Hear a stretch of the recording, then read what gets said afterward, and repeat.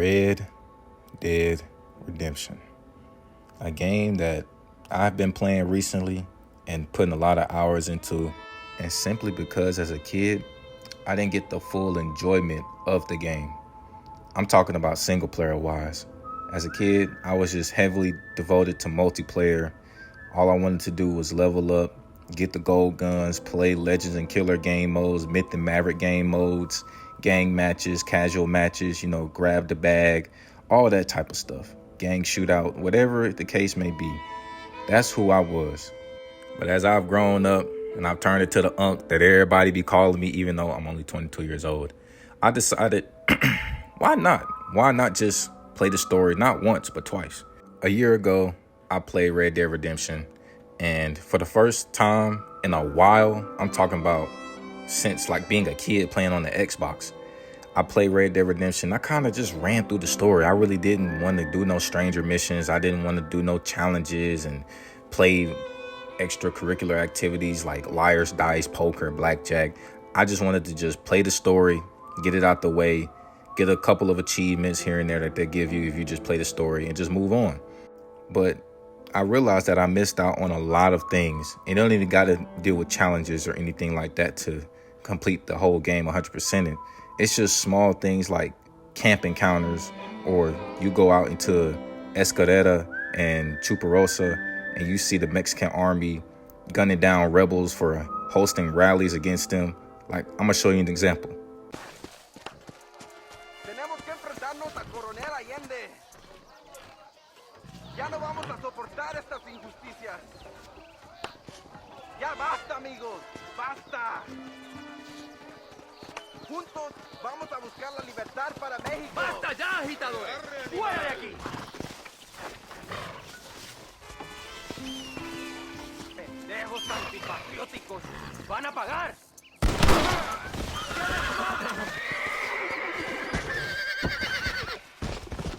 And those encounters, those small little things that I missed out on the first playthrough, it really gets to make me feel more immersed. It makes me feel like that I'm actually being a part of John Marston's story. A dude that's just set out to find 3 men so he could get his family back.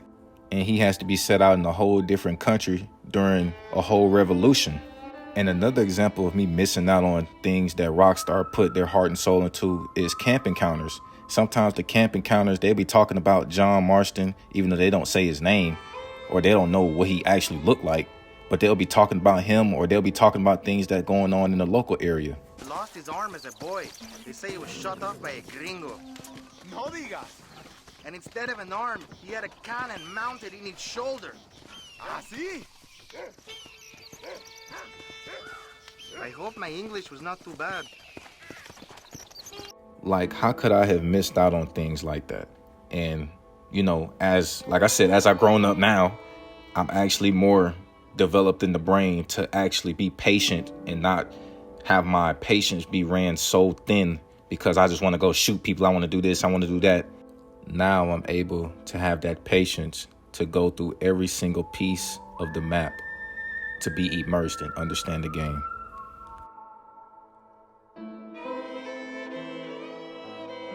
One thing I would like to talk about is the side activities. Now, the side activities, I've never really done them before, but I can say playing those side activities were definitely fun, especially Liar's Dice, because I've never knew how to play Liar's Dice. I never knew that was a thing. But once I learned how to play it, it was heck of fun. It's almost like gambling, of course. You gambling on the odds of person having the dice and a person not having the dice. But it was definitely fun, especially when you win, it count towards a side mission that you need to complete.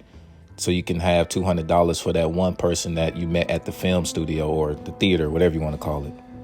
And it also made me realize that a lot of these games that we play today were games that were way before even Red Dead Redemption time. These are games that's been going on since the earliest of times. I don't know if, they was playing poker before Christ, but, hey, it's definitely unique and I definitely enjoyed it. And I'm honestly grateful that it's not like Red Dead Redemption 2 where you literally have the gambler challenges and you literally, bro, if you know, you know. Another example of what I want to talk about is gang hideouts. Now, the gang hideouts are top tier, I'm going to be honest.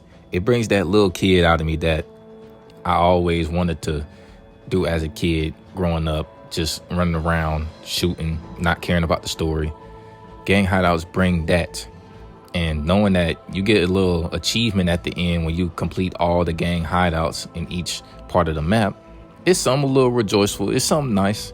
And I don't mind doing it, you know, especially, like I said, if I could just run around shooting some people. And not only that, you always start with somebody near you that is, you know, trying to take out the gang hideout itself, but you come around to support and help. It's a cool little feature to it that I actually like. And you get the scenarios where you gotta use your dead eye to help the people inside the building that's being held captive, and you open the containers inside to see what you get, you know, whether that's money, whatever the case may be. And also, you could find a new weapon. You know, I've also found weapons inside of hideouts. Now, the last thing I want to talk about is just the map in general, the terrain, and the possible side quest, and the things that you could possibly encounter with the stranger missions. Like, how is I supposed to find this encounter if I'm always just in one place, so focused on doing the main story missions and not trying to explore the whole map of Mexico? And there's a clip I'm finna show y'all of a woman playing with her dog. Like, stuff like that just amazes me because, you know, this is first time experience for me.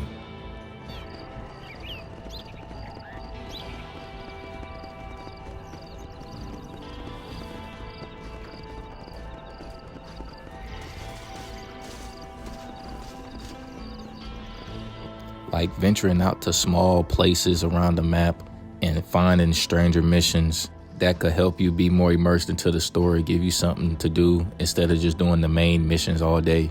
You know, these missions not only are there to just, you know, be there, but they're also there to help you unlock outfits, and they got a story behind it. You know, when you do those side missions or them stranger missions, it's not just one stranger mission. Like, you're going to keep encountering them over and over. Like, you do a couple of missions and then you're able to see the icon on the map again. No, that stuff is immersive to me, especially the mission in Casa Madugara. Correct me in the comments if I've said it wrong. I'm not fluent in Spanish, but that mission alone, or that stranger mission, excuse me, is very sad because you clearly see that woman is just trying to have an out, but you got dangerous men out there like the guy I'm about to show you, not letting her want to have a better life.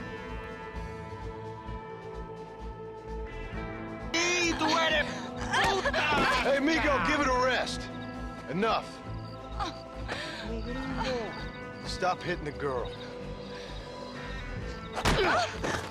There, you happy now? Hello, brother. You like her? You can have her. Yeah, she's pretty clean and pretty dirty also, huh? She's yours for $200 American dollars. As you heard in the cutscene, you can buy her freedom for $200, which is something I did, because who wants to see a woman get beat up like that? But then he turns around, gets her back, and does this. What are you doing, amigo? Nothing. Why'd you kill her? I didn't kill her. I wouldn't do a thing like that. Sure, I'd hit her, but Why'd you kill her? And why are you digging her up? What business is it of yours, huh? Oh. You still want to lay with her? Huh? You sold her. You let her go. No. A good whore never leaves, man.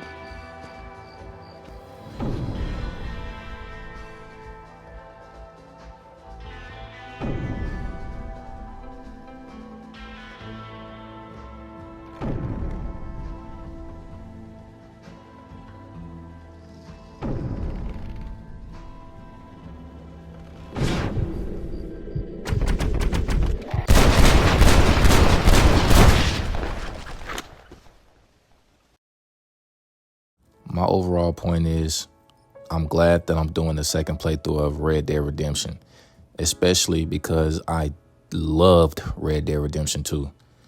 And like I said, it opened my eyes to a whole game that I was really foreign to. You know, I never really played the game, the story-wise. I never played the story that much. I never really got down and devoted into the side missions, the challenges, actually listening to the cutscenes and listening to people's backstories like Landon Ricketts, listening to newspapers,